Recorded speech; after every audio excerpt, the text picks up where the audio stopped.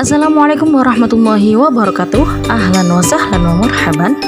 Kali ini kita akan belajar isim dan sifat di kelas 5. Ada yang tahu isim itu apa?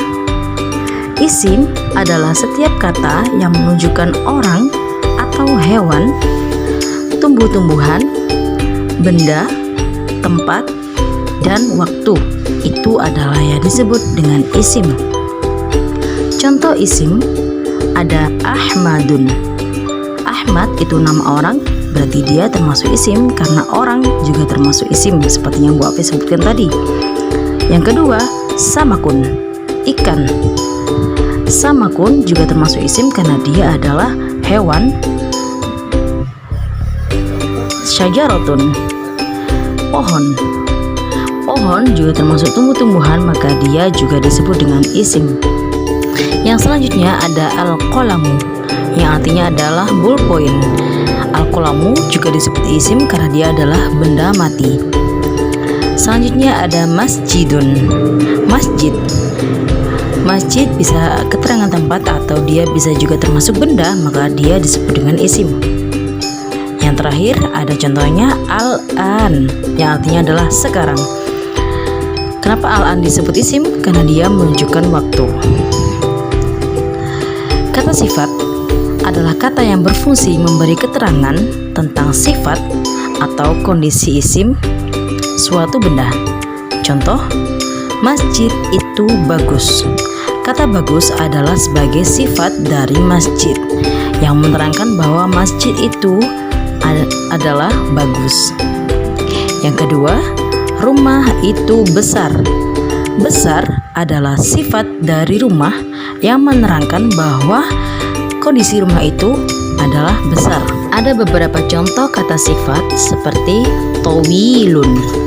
Tawilun bisa berarti lama jika menunjukkan waktu, bisa juga berarti panjang jika menunjukkan ukuran sesuatu benda.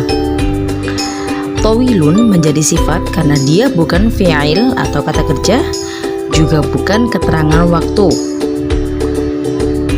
Yang kedua ada jamilun, artinya bagus, cantik, atau indah. Contoh yang ketiga ada kabirun, besar. Selanjutnya ada mahirun, pandai.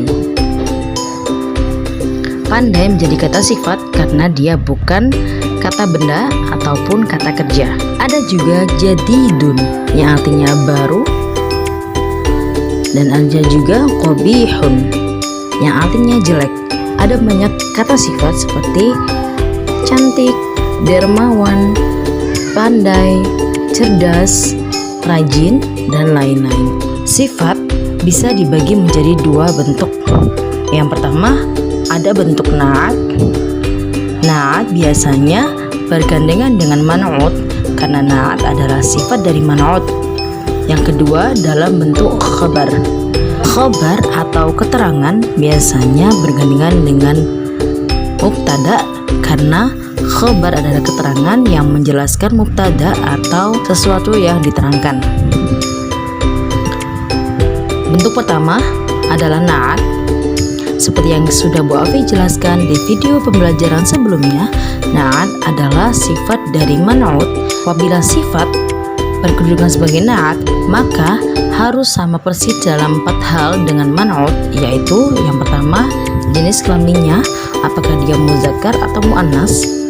Dua-dua ini harus sama-sama muzakkar dan muannas antara na'at dan man'ut. Yang kedua ada i'rabnya. I'rabnya adalah harakat yang terakhir. Apabila man'utnya tanwin, maka na'atnya tanwin. Dan apabila man'utnya berharakat dhammah, maka na'atnya juga berharakat dhammah. Yang ketiga ada adat atau jumlahnya. Yang keempat ada nakirah atau ma'rifahnya, apakah dia bersifat umum atau bersifat khusus. Sedangkan sifat yang berkedudukan sebagai khabar beda dengan na'at dan man'ut. Khabar adalah keterangan dari mubtada. Sifat yang berkedudukan sebagai khabar selalu dalam keadaan nakirah atau umum, biasanya ditandai dengan tidak diawali alif lam di depannya dan berharokat tanwin. sedangkan mubtada dalam keadaan ma'rifat khusus ditandai dengan berawalan alif lam di depannya dan tidak berharakat tanwin. Ini beda yang sifat yang berkedudukan sebagai khabar dan mubtada dengan na'at dan man'ut. Jika na'at dan man'ut harus sama persis semua, dimulai dari 4 segi, yaitu muzakkar muannas, i'rab, adad, jumlah, dan nakirah ma'rifahnya. Sedangkan khabar dan mubtada itu berbeda, hanya di keadaan nakirah dan ma'rifah saja dan i'rabnya. Maka di sini letak beda na'at, man'ut, dan mubtada khabar. Jika khabar berbeda di antara nakirah ma'rifah dan i'rabnya. Sedangkan na'at dan man'ut harus sama persis. Untuk jenis kelamin, sifat harus mengikuti isim yang disifati. Jika isimnya yang berkedudukan sebagai mubtada berjenis muzakkar, maka sifatnya yang berkedudukan sebagai khabar harus berjenis kelamin muzakkar atau laki-laki. Begitu pula sebaliknya, jika isimnya berjenis kelamin muannas atau perempuan, maka sifatnya juga harus muannas. Kalian masih ingat? Ciri-ciri muannas adalah ada ta marbutoh di belakangnya, sedangkan muzakkar tidak ada. Contoh, al-masjidu jamilun. Al-masjidu sebagai isim yang berkedudukan sebagai mubtada dan jamilun sifat yang berkedudukan sebagai khabar. Di sini sudah terlihat jelas ya, kalau yang al-masjidu itu ada alif lamnya, sedangkan jamilun di belakangnya tidak ada alif lam dan dia berharakat tanwin, sedangkan al-masjidu itu berharakat dhammah. Di situ letak beda na'at dan man'ut dengan sifat dan isim yang berkedudukan sebagai mubtada dan khabar. Contoh yang kedua ada al-madrasatu qadimatun. Al-madrasatu ada alif lam, dia berjenis kelamin perempuan, ada ta marbutoh di belakangnya. Qadimatun, dia tidak ada alif lam, berharakat tanwin, dan dia berjenis kelamin muannas. Sama-sama muannas, hanya berbeda di harokat akhir antara tidak tanwin dan tanwin, dan antara alif lam dan tidak alif lam, seperti itu. Contoh lain sifat yang berkedudukan sebagai khabar ada al-ustazu mahirun, yang artinya adalah guru laki-laki itu pandai. Al-ustazu ada alif lam sebagai mubtada, dia berharakat dhammah.